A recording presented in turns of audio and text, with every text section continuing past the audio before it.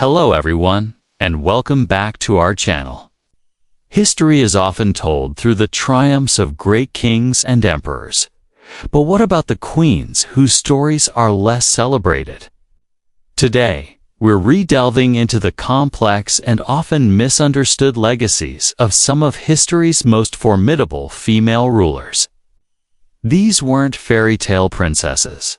They were powerful figures who made difficult and sometimes controversial decisions in a world that was often hostile to their authority. Let's journey back to the 6th century, to the Frankish kingdoms, a realm of shifting alliances and intense rivalries. Here we meet two remarkable queens, Brunhilde of Austrasia and Fredegund of Neustria. Their story is more than just a personal feud. It's a reflection of the immense political pressures faced by women in power during the early Middle Ages. Brunhilde, a Visigothic princess, was known for her intelligence, education, and political savvy. She married King Sigebert I of Austrasia and quickly became a key advisor. Her influence was unprecedented for the time. She championed administrative reforms, strengthened the monarchy, and was a patron of arts and infrastructure, striving to bring a sense of Roman order to a fractured kingdom.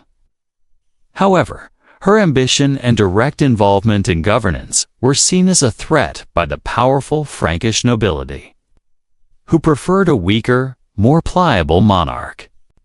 On the other side was Fredegund. Starting from a humble background as a servant, she rose through the court to become the wife of King Chilperic, the first of Neustria, Sigebert's half-brother. Fredegund was a master of political survival. In a court filled with intrigue, she used every tool at her disposal to protect her position and secure the throne for her son, Clothar II. While historical accounts, often written by her enemies, paint her as ruthless, it's crucial to see her actions through the lens of her precarious situation. She was an outsider who had to fight for every bit of influence she gained. The rivalry between these two queens intensified after the assassination of Brunhilde's sister, Galswintha, who was also married to Chilperic. Brunhilde sought justice for her sister, sparking decades of conflict between the kingdoms of Austrasia and Neustria. This wasn't just a family squabble. It was a devastating series of political and military struggles that shaped the future of the Frankish Empire. Both queens acted as regents for their sons and grandsons, effectively ruling their kingdoms and commanding armies in a time when a woman's place was considered to be far from the battlefield or the throne room. Their long and bitter struggle highlights the extreme challenges they faced. They had to navigate a world of intense political maneuvering and constant threats from rival nobles who resented their power. The narratives we have today were largely written by clerical chroniclers like Gregory of Tours, who often held traditional views about the role of women and were influenced by the political factions of the time. These accounts tend to sensationalize their actions, focusing on intrigue and conflict while sometimes overlooking their genuine political accomplishments. Ultimately, Brunhilde's story ended tragically. After ruling for nearly 4 decades as queen and regent, she was captured by Fredegund's son, Clothar II.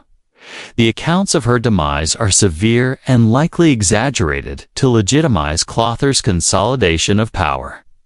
Fredegund, on the other hand, died peacefully and succeeded in her ultimate goal, placing her son on the throne of a unified Frankish kingdom. Their legacies force us to ask important questions. Were they truly villains, or were they simply pragmatic rulers doing what was necessary to survive and rule in a brutal age?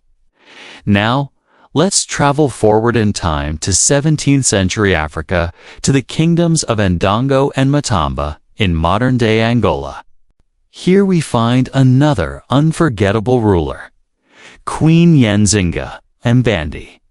Her story is one of incredible resilience, brilliant diplomacy, and unwavering resistance against colonial expansion. Nzinga came to power during a period of immense turmoil. The Portuguese were aggressively expanding their influence in the region, seeking to control trade routes and enslave the local population. When her brother, the king, proved unable to halt the Portuguese advance, Nzinga stepped forward. Her first major act on the political stage was as an envoy to the Portuguese governor in Luanda. In a now famous encounter, the governor offered her only a cushion on the floor to sit, a gesture meant to subordinate her. Unfazed, Nzinga ordered one of her servants to kneel on all fours, creating a human throne for her to sit on, meeting the governor as an equal. This single act demonstrated her sharp intellect and refusal to be intimidated. She negotiated a peace treaty, but she knew it was only a temporary solution. After her brother's death, Nzinga became queen. She faced opposition not only from the Portuguese, but also from internal rivals who questioned her right to rule as a woman. In response, she proved to be a masterful military strategist and a unifying leader. She led her armies into battle, formed alliances with neighboring kingdoms, and even forged a temporary partnership with the Dutch to counter the Portuguese threat. For over 30 years, Nzinga fought tirelessly to protect her people's freedom and preserve their kingdom's independence. She was more than just a warrior queen. She was a brilliant political operator who adapted her strategies to survive. She navigated complex gender norms, sometimes adopting male attire and titles to command the respect of her soldiers and rivals. Her reign was a constant struggle, but her resistance significantly slowed the tide of Portuguese colonization in Central Africa. Today, Queen Nzinga is remembered as a national hero in Angola, a symbol of strength and defiance against oppression. Her story challenges the often Eurocentric view of history and reveals the powerful legacy of female leaders in Africa, whose stories deserve to be told and celebrated on a global scale. She wasn't just defending a throne. She was fighting for the very survival of her culture and her people. The stories of Brunhilde, Fredegund, and Nzinga are complex. They were women who wielded immense power in eras that were determined to limit them. Their histories, often filtered through the biased accounts of their adversaries, are filled with controversy. But by looking closer, we see figures of incredible strength, intelligence, and determination who left an undeniable mark on their time. They remind us that history is never as simple as good versus evil, and that the stories of forgotten queens are essential to understanding our shared past. What do you think? Were these queens misunderstood geniuses of their time or ruthless tyrants? Let us know your thoughts in the comments below. Thank you so much for joining us on this historical journey today. If you enjoyed this video and want to uncover more fascinating stories from the past, please give it a thumbs up and subscribe to our channel. Don't forget to hit that notification bell so you won't miss our next adventure into history. Until next time, stay curious.